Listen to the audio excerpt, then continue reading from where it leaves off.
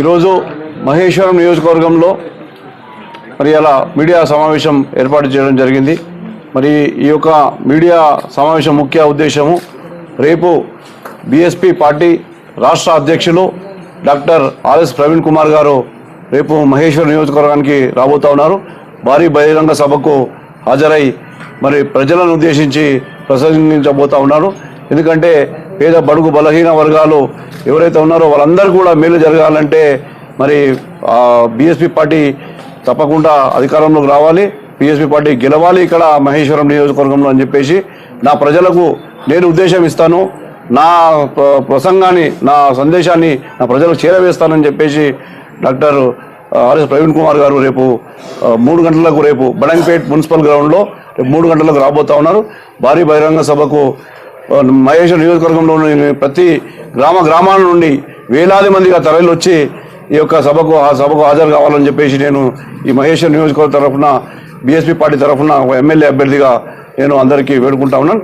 అందరూ పెద్ద ఎత్తున సభని జయప్రదం చేయాల్సిందిగా కోరుతూ మరి అలా మేము నియోజకవర్గంలో పర్యటిస్తూ ఉంటే మరి ఎక్కడ చూసినా ఇలా ప్రజలు బ్రహ్మరథం పడుతూ ఉన్నారు. ఎటు చూసినా ఇలా బీఎస్పీ పార్టీకి మేము ఓటేస్తాం, గెలిపిస్తామని చెప్పేసి ఇలా ప్రజలందరూ తాటిపై ముందుకు వచ్చి ముక్తఖండంతో తెలియజేస్తూ ఉన్నారు.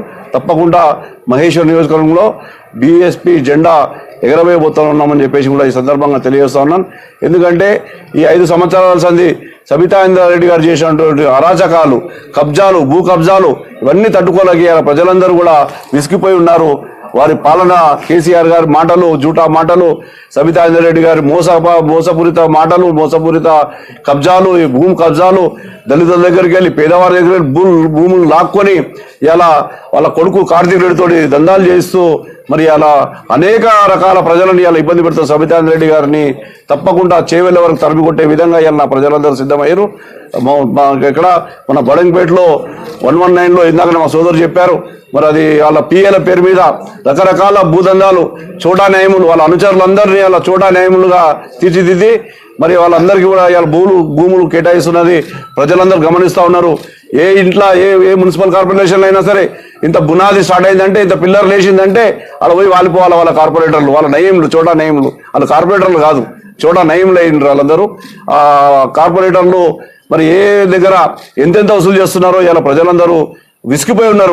వాళ్ళ పార్టీ పేరు చెప్తేనే ఇలా ఆ పార్టీ వాళ్ళకా మేము ఓట్లు వేసేదనే స్థాయికి ఇలా ప్రజలందరూ వెంబలెత్తుతున్నారు. తప్పకుండా వీళ్ళందరికీ రక్షణగా మేము ఉంటాం. రాబోయే రోజుల్లో ప్రజల పక్షాన మేము పోరాడడానికి రెడీగా ఉంటాం. ఏ ఒక్క ప్రజలకు ఏ ఒక్క నాయకుని కానీ ఎవరికైనా ఇబ్బంది అయినా మేము ఎల్లవేళ వాళ్ళని కంటికి రెప్పగా కాపాడుకునే బాధ్యతగా మేముంటాం. ప్రజల వెంబడి మేముంటాం. తప్పకుండా వీరి అరాచకాలను అన్ని బయట పెడతాం. ఏడేడైతే భూ కబ్జాలు చేసిరో, ఏడేడైతే ఇప్పుడు కొంగరగలంలో 50 ఎకరాలు, నాగరగూడలో 300 ఎకరాలు, తిమ్మాపూర్లో 50 ఎకరాలు, మహేశ్వరం నాగారం దగ్గర 50 ఎకరాలు, సుమారు 500 ఎకరాలు, ఇవన్నీ కూడా నేను ఎమ్మెల్యే కాగానే ఇవన్నీ పేద ప్రజలు ఏవైతే గుంజుకున్నావో భూములను గుంజి నా పేద ప్రజలకు పంచే విధంగా నేను ముందుంటానని చెప్పేసి సందర్భంగా తెలియజేస్తా ఉన్నాను. మరి అలా కేసీఆర్ గారి మాటలు, సబితా ఇంద్రారెడ్డి గారి మాటలు నమ్మే పరిస్థితులు లేరు. ఎందుకంటే కేసీఆర్ గారు మాట ఇచ్చాడు, ఏమన్నాడు, దళితులు 3 ఎకరాలు అన్నాడు. 3 ఎకరాల వరకు ఇచ్చిండు. అయ్యాల నియోజకవర్గంలో డబుల్ బెడ్రూమ్ అన్నాడు. అన్ని డబుల్ బెడ్రూమ్లు ఇవ్వాలన్న మా ప్రజలు 5,46,000 ఓటర్లు ఉన్న ప్రాంతం ఇవాళ మహేశ్వరం నియోజకవర్గము. ఈ 5,46,000 ఓటర్లు ఉన్న ప్రాంతాన్ని పేదవాళ్ళందరూ పక్కకు వదిలేసి ఇవాళ యాకత్పురం నుంచి, చార్మినార్ నుంచి, కోటి నుంచి, ఇక్కడ బర్కత్పురం నుంచి అలా వాళ్ళని ప్రజలను తోలుకొస్తున్నాం. అంటే నీ చేతగానితనం ఇలా మా ప్రజలందరూ గమనిస్తా ఉన్నారు. అంటే మేము పేదవాళ్ళం, మీకు కనబడతలేమా, కంటికి కనబడతలేమా అని ఇలా ఆవేశంతో నా అక్కలు చెల్లెళ్ళు ఇలా ఆవేశంతో ఉన్నారు. తప్పకుండా నిన్ను చేవెళ్ళ తరిమి కొడతారు. ఎందుకంటే నువ్వు చేవెళ్ళ ప్రాంతం కాబట్టి మా ప్రాంత ప్రజల గురించి నీకు తెలియదు. నేను సూటిగా ప్రశ్నిస్తాను సబితా రెడ్డి గారు, నువ్వు చేవెళ్ళకి వచ్చినావు కాబట్టి నీ బయట వ్యక్తులు ఎవరు, యాకత్పుర వాళ్ళు, చార్మినార్ వాళ్ళు మీ పైన ప్రేమ ఉన్నది. నా సొంత నియోజకవర్గంలో ఉన్నటువంటి నా ప్రజల మీద నీకు ఎందుకు ప్రేమ ఉంటుంది? అందుకే నువ్వు బయటకు వెళ్ళి వస్తున్నావు.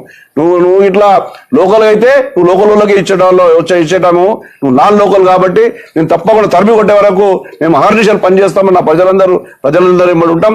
అదేవిధంగా కేఎల్ఆర్ గారు కూడా ఎక్కడికి వెళ్ళి వచ్చారు, కేఎల్ఆర్ ఎక్కడికెళ్ళి చేవెళ్ళకి వెళ్ళి, ఆయన కూడా చేవెళ్ళకి వెళ్ళి వచ్చాడు. చేవెళ్ళకి వెళ్ళి మేడ్చెల్ పోయి మేడ్చెల్ల అలా తరిమి కొడితే ఆడకెళ్ళి తరిమి కొట్టిన రూపాయి ఆడ చెల్లలేదు రూపాయి. మళ్ళీ ఈడ వచ్చి మహేశ్వరం నుంచి ఆ రూపాయి చెల్తుందని చూస్తున్నాడు. ఈడ కూడా నా ప్రజలు ఎవరు కూడా ఉపేక్షించదు లేదు. కేఎల్ఆర్ గారిని ఎట్టి పరిస్థితుల్లో ఆయన ఊరు తెలుసా వాడ తెలుసా మహేశ్వరం కాన్స్టిట్యూన్సీ పరిధి ఎంత తెలుసా నేను ప్రశ్నిస్తా ఉన్నాను. ఆయన ఊరు తెలియదు వాడ తెలియదు. ఎవరన్నా నా ప్రజలు ఇలా 5,46,000 ప్రజలను అడిగితే ఏ 10 మందో ఇలా కేరళని గుర్తుపడతారు తప్పితే మిగతా 5 లక్షల చిల్లర మనుషులు ఎవరు కూడా ఆయన గుర్తుపడ్డారు. ఆయనని చిత్తుగా ఓడించి, ఎందుకంటే 30వ తారీఖు నాడు ఓడిపోయిన కేఎల్ఆర్ గారిని కానీ సబితాంద్రెడ్డి గారు కానీ ఈ ఏరియాలో మహేశ్వర నియోజకవర్గంలో ఇక్కడ కనబడితే నన్ను అడగండి, అప్పుడు నేను చెప్తాను. నేను మీకు సవాల్ నేను సవాల్ విసురుతా ఉన్నా. 30వ తారీఖు నాడు ఓడిపోయిన వెంబడే ఇద్దరు పారిపోయి చేవెళ్లలో పోయి పారిపోయి చేవెళ్లలో ఉండే మనుషులు వాళ్ళు. మేము ఓడినా గెలిచినా ఈ ప్రాంతం వాళ్ళము, ఈ ప్రాంతంలోనే ఉంటాము, ఈ గడ్డపైనే ఉంటాం, మేము మహేశ్వర నియోజకవర్గంలోనే ఉంటాము. అందుకే నేను ఒక్కసారి విజ్ఞప్తి చేస్తా ఉన్నా, ప్రజలందరూ కూడా మీరందరూ కూడా గ్రహించి గుర్తుపెట్టుకొని ఈ ఒక్కసారి అవకాశం ఇచ్చి చూడండి. మా అభివృద్ధి ఏందో మేము చేసి చూపిస్తాం, మా పాలన ఏ విధంగా ఉంటుందో చేసి చూపిస్తాం. ఆర్ఎస్ ప్రవీణ్ కుమార్ గారు కూడా రాష్ట్రంలో అధికారంలోకి వస్తే తప్పకుండా ప్రతి మహిళ పేరు మీద 1 ఎకరా ల్యాండ్ ఇస్తామని చెప్పి మేము విజ్ఞప్తి చేస్తా ఉన్నాం. తప్పకుండా అవి మేము నెరవేరుస్తాం. కేసీఆర్ జూటా మాటలు చెప్పి 3 ఎకరాల పొలం అన్నాడు, ఎవరికి 3 గజాలు కూడా పొలం ఇవ్వలేని పరిస్థితి కేసీఆర్ది. నిరుద్యోగ భృతి అన్నాడు, ఎవరికైనా ఇచ్చిండా? ఇవ్వలేడు.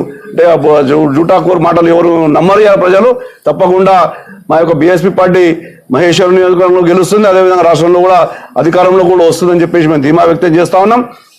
మరి తప్పకుండా BJP party and BRS party ఇద్దరు తోడు దొంగలే, ఇద్దరు కుమ్మక్కయ్యి గతంలో నాగర్గుల్లో 3 ఎకరాల పొలము బీజేపీ అందులో శ్రీరాములు యాదవ్ సబితాంద్రెడ్డి గారికి ముట్ట చెప్పుకుండా లేదా అని చెప్పేసి గతంలో అడిగాను. ఇప్పటి వరకు కూడా నాకు సమాధానం రాలేదు. సో బీఆర్ఎస్ బీజేపీ పార్టీ ఒకటే, ఏ పార్టీకి ఓటేసినా మన ఓటు మురికినీళ్ళ పడ్డట్టే. అందుకే 2 పార్టీలను తరిమి కొట్టాలి. కాంగ్రెస్ పార్టీ ఎక్కడికి వెళ్ళి చేవెళ్ళకి వచ్చినటువంటి కేఎల్ఆర్ని సబితాంద్రెడ్డి గారు తరిమి కొట్టాల్సిన అవసరం ఉన్నది. మరి లోకల్ గా బీఎస్పీ పార్టీ తరఫున నేను గుర్తుపై పోటీ చేస్తున్నా. తప్పకుండా మీరు నన్ను గెలిపించే బాధ్యత మీరు తీసుకోండి. తప్పకుండా ప్రజలందరికీ కూడా నేను ఎల్లవేళ సాయం చేయడానికి ముందుంటా. నా నియోజక ప్రజలకు ఒక్కసారి ఒక హామీ ఇవ్వదలుచుకున్నా మీ ప్రెస్ మిత్రుల సాక్షిగా మీ అందరి ముంగట. నియోజకవర్గంలో నిరుపేదలు ఎవరైతే ఉన్నారో వారందరికీ కూడా 60 గజాల నివాస స్థలాన్ని ఇచ్చే బాధ్యత మీ కొత్త మనోహరెడ్డిగా నేను తీసుకుంటానని చెప్పేసి మరొక్కసారి హామీ ఇస్తూ, మరి రేపు జరగబోయే బహిరంగ సభకు పెద్ద ఎత్తున వేలాది మందిగా ఈ యొక్క బడంగపేట్ మున్సిపల్ గ్రౌండ్ కి చేరుకొని 2 గంటలకు రేపు చేరుకోవాలి. 3 గంటలకు సభ స్టార్ట్ అవుతుంది. 5 గంటల లోపల సభ కంప్లీట్ అవుతుంది. కాబట్టి అందరూ కూడా టైం టేబుల్ గా పాటించి నియోజకవర్గంలో ఉన్నటువంటి ప్రతి కార్యకర్త, ప్రతి నాయకుడు, ప్రతి అభిమానులు, నా శ్రేయోభిలాషులు, మిత్రులు అందరూ కూడా హాజరై పెద్ద ఎత్తున ఈ సభని విజయవంతం చేయాల్సిందిగా ఈ మీడియా సమావేశం ద్వారా నేను తెలియజేస్తా ఉన్నాను. జై బీఎస్పీ.